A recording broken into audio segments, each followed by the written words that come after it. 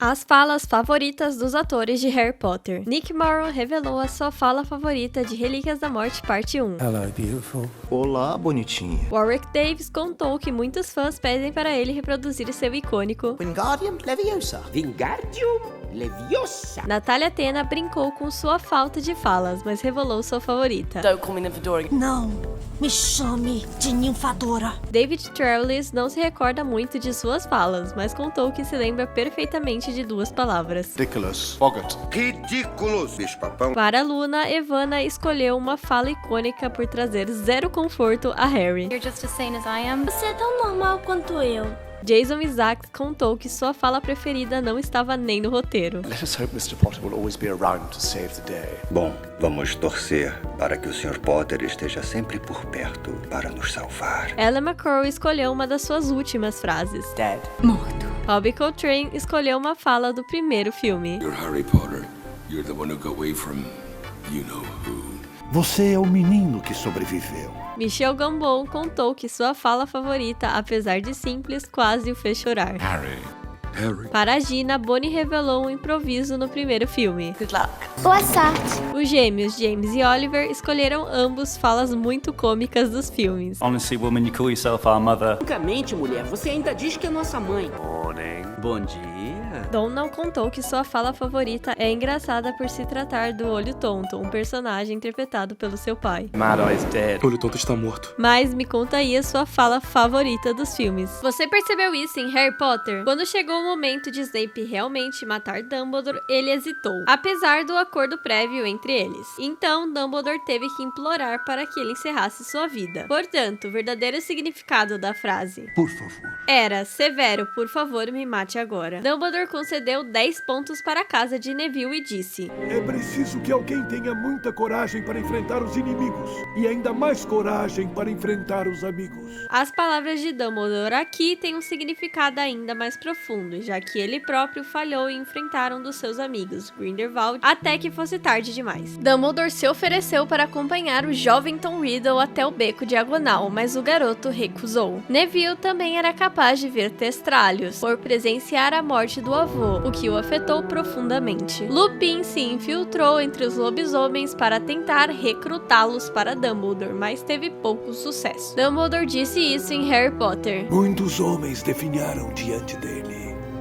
até enlouqueceram. Sempre que ouço Dumbledore dizer isso, penso que ele estava se referindo a si mesmo. Você sabia disso sobre a Gina Weasley em Harry Potter? Gina sempre foi boa no quadribol. Ela não era apenas uma excelente artilheira, mas também, quando Harry não estava disponível, assumia o papel de apanhadora da Grifinória. Depois de sair de Hogwarts, ela começou uma carreira profissional no quadribol, como artilheira das Harpias de Holyhead. Seu próximo trabalho foi como editora de esportes oficial do Profeta Diário, onde se tornou uma repórter sênior de quadribol. Quem é o primeiro e o último a falar? Em Harry Potter, o primeiro é Walter Dursley, dizendo pestinha. E o último é Harry, que diz sei que sim. Você sabia disso em Harry Potter? O ator que interpretou o jovem Tom Riddle é, na verdade, parente do ator que interpretou Voldemort. Hero Fiennes Stephen é sobrinho de Ralph Fiennes. Além disso, o ator que interpretou o Olho Tonto Moody é, na vida real, pai do ator que interpretou o Guy Weasley. É incrível como Harry nunca matou um único bruxo ou bruxa em toda a série. Ele não matou Quirrell. Quirrell morreu porque Voldemort deixou seu corpo, pelo menos no livro. Harry nem sequer matou Voldemort. Ele apenas lançou um feitiço de desarmamento. Foi a maldição da morte de Voldemort que ricocheteou e pôs um fim à sua vida. Nos filmes, parece que Dumbledore conjura magicamente a comida nas mesas, mas há uma lei da magia que afirma que não se pode criar comida magicamente. Nos livros, descobrimos que existe uma cozinha diretamente abaixo do grande salão, com 4 mesas idênticas às de cima. A comida é preparada pelos elfos domésticos que a colocam nas mesas abaixo, permitindo que Dumbledore apenas transporte a comida para as mesas acima.